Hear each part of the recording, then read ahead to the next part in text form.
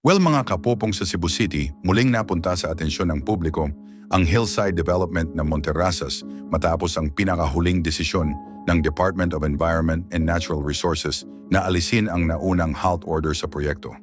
Ang naturang desisyon ay dumating kasunod ng masusing pagsusuri sa mga isyong unang ibinato laban sa development, partikular ang mga alalahanin tungkol sa daloy ng tubig at epekto nito sa mga kalapit na komunidad. Nauna nang ipinatigil ang konstruksyon ng The Rise at Monterrasas sa Barangay Guadalupe matapos lumutang ang mga ulat ng pagbaha sa ilang bahagi ng lungsod. Sa mga oras na kumalat ang mga video ng rumaragas ang tubig mula sa mataas na lugar pababa sa residential areas, maraming residente ang nagpahayag ng pangamba. Para sa ilan, hindi may iwasang iugnay ang pangyayari sa patuloy na konstruksyon sa bundok. Bilang tugon mga kapupong nagsagawa ng investigasyon ang Department of Environment and Natural Resources kasama ang grupo ng mga eksperto upang suriin ang slope stability, drainage system at kabuuang disenyo ng proyekto. Isa sa mga tiningnan ay kung sapat ang mga sistemang inilagay upang kontrolin ang tubig ulan, lalo na sa panahon ng malalakas na buhos. Sinuri rin ang kalagayan ng vegetation sa lugar, kabilang ang bilang ng mga punong nananatili matapos ang clearing operations. Matapos ang serye ng inspeksyon at pagsusuri mga kapupong, naglabas ng desisyon ang Department of Environment and Natural Resources na alisin ang halt order na nangangahulugang maaari ng ipagpatuloy ng developer ang konstruksyon. Gayunpaman, sinabi ng ahensya na ang pagpapatuloy ng proyekto ay may kasamang kondisyon. Kabilang dito ang mahigpit na pagsunod sa environmental regulations at ang pagpapatupad ng mga karagdagang plano upang mas mapabuti ang water management system ng development. Sa panig ng Mont Property Group, tinanggap nila ang desisyon at muling iginiit na handa silang sumunod sa lahat ng itinakdang alituntunin. Ayon sa kumpanya, ang proyekto ay dumaan sa tamang proseso at patuloy nilang pinagbubuti ang mga aspeto nito upang matiyak ang kaligtasan at kaayusan hindi lamang ng mga magiging residente kundi pati ng mga komunidad sa paligid. Nagsalita rin si Slater Young, mga kapopong, na iniuugnay sa proyekto at binigyang diin ang kahalagahan ng science at tamang datos sa pag-unawa sa sitwasyon. Sinabi niya na ang mga ganitong development ay hindi basta-basta itinatayo, kundi dumadaan sa masusing pag-aaral at konsultasyon sa mga eksperto. Para sa kanya, mahalagang ibase ang mga konklusyon sa ebidensya at hindi lamang sa mga kumakalat na opinyon online. Sa kabila ng pag-alis ng halt order, nananatiling hati ang opinyon ng publiko. May mga residente na nakahinga ng kaunti dahil sa desisyon, habang ang iba naman ay nananatiling maingat at patuloy na nagbabantay sa magiging takbo ng proyekto. Para sa mga nakatira sa ibabang bahagi, mahalaga ang katiyakan na ang mga sistemang inilagay ay sapat upang maiwasan ang muling pag-apaw ng tubig sa kanilang lugar. Ayon sa Department of Environment and Natural Resources mga kapopong, hindi nangangahulugan ng tuluyang pagtatapos ng kanilang pagsusuri ang pag-alis ng halt order. Sa halip, magpapatuloy ang kanilang monitoring upang masiguro na nasusunod ang lahat ng kondisyon at regulasyon. Sa mga oras na nagpapatuloy ang konstruksyon, inaasahang magiging mas mahigpit ang pagbabantay ng mga autoridad upang maiwasan ang anumang posibleng problema. Anyway, mga kapupong, ipinapakita ng sitwasyong ito ang masalimuot na ugnayan ng development at pangangalaga sa kapaligiran. Ang desisyon na payagan muling magpatuloy ang proyekto ay nagbibigay daan sa progreso. Ngunit kasabay nito ang responsibilidad na tiyakin ang kaligtasan ng mga komunidad. Sa mga oras na hinihintay pa ang mga susunod na kaganapan, nananatiling nakatuon ang pansin ng publiko sa kung paano isasagawa ang proyekto sa ilalim ng mas mahigpit na kondisyon.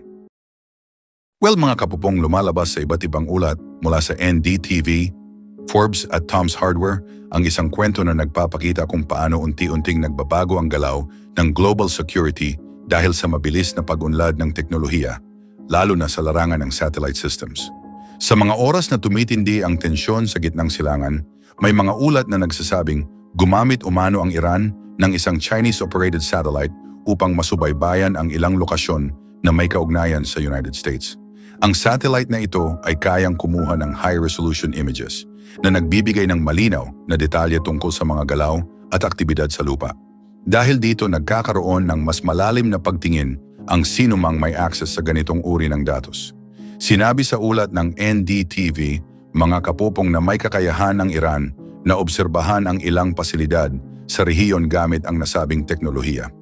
Ang satellite raw ay bahagi ng mas malawak na network na may koneksyon sa China, kung saan patuloy ang pagkuha at pagproseso ng impormasyon. Sa ganitong paraan, nagiging mas organisado ang pagbuo ng mga plano batay sa real-time data. Samantala, ayon sa Tom's Hardware, may indikasyon na hindi sariling satellite ang ginamit, kundi access sa isang satellite na nasa orbit na. Kasama umano sa kasunduan ng suporta mula sa ground control facility sa China na siyang tumutulong sa operasyon at maintenance nito. Ibig sabihin, hindi lamang simpleng paggamit ang nagaganap, kundi isang tuloy-tuloy na sistema ng data gathering. Ang ganitong setup, mga kapopong, ay nagpapakita ng isang praktikal na diskarte. Sa halip na gumastos ng malaki para sa sariling satellite program, mas pinipili ng ilang bansa ang makipagtulungan upang agad makakuha ng advanced na kakayahan. Sa kasalukuyang panahon, mas nagiging bukas ang ganitong uri ng arrangement dahil sa pagdami ng mga bansang may kakayahan sa space technology. Pero mga kapupong, hindi ito kinumpirma ng China. Sa ulat ng Forbes, sinabi ng kanilang mga opisyal na ang kanilang space activities ay para sa mapayapang layunin at commercial use lamang. Iginiit nila na wala silang kinalaman sa anumang paggamit ng satellite para sa sensitibong obserbasyon. Ang ganitong pahayag ay mahalaga upang mapanatili ang kanilang imahe bilang isang responsableng leader sa larangan ng teknolohiya. Sa kabila nito, sinabi ng ilang eksperto na mahirap nang paghiwalayin ang civilian at security use ng satellites sa ngayon. Maraming sistema ang tinatawag na dual use, kung saan pwedeng gamitin sa iba't ibang paraan depende sa sitwasyon. Ang simpleng imaging tool ay maaaring magsilbi sa urban planning, ngunit maaari ring gamitin sa mas masusing pagmamasid sa mga sensitibong lugar. Nadadawit din sa usapan ng Russia, mga kapupong, pagamat hindi malinaw ang eksaktong papel nito. May ilang eksperto ang naniniwala na maaaring may ibinibigay itong tulong sa aspeto ng teknolohiya o impormasyon. Dahil sa kanilang mahabang karanasan sa space industry, hindi may kakaila na may kakayahan silang magbigay ng ganitong suporta kung kinakailangan. Para sa Iran, ang pagkakaroon ng access sa ganitong klaseng teknolohiya ay isang malaking hakbang. Nagbibigay ito ng mas malinaw na larawan ng sitwasyon sa kanilang paligid na mahalaga sa paggawa ng mga desisyon.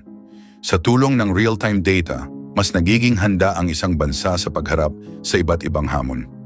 Anyway, mga kapopong, makikita ang pagtaas ng paggamit ng satellites at iba pang surveillance tools sa Asia at sa gitnang silangan.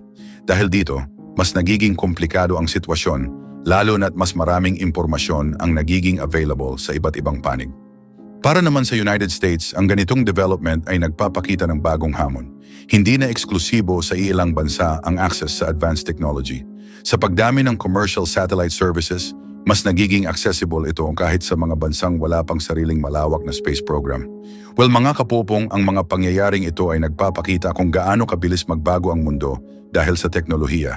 Ang mga ulat mula sa NDTV, Forbes, at to Tom's Hardware ay nagsisilbing paalala na ang space technology ay hindi na lamang para sa eksplorasyon, kundi isa ng mahalagang bahagi ng global na ugnayan.